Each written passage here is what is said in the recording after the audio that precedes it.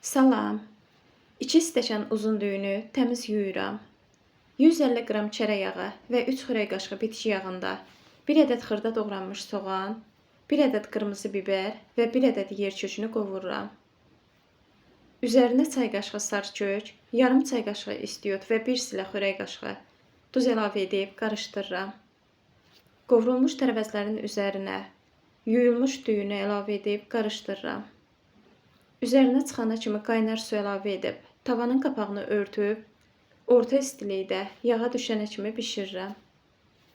Yağa düşdükdə üzərinə yaşıl lobya, konservləşdirilmiş qarğıdalı əlavə edib qarışdırıb, sonra 15 dəqiqə az istilikdə dəmə qoyuram. Çox ləzzətlidir, mütləq hazırlayın. Növbəti videolarda görüşənə kimi sağ olun, sağlıqla qalın. Allaha əmanət olun. Hələlik.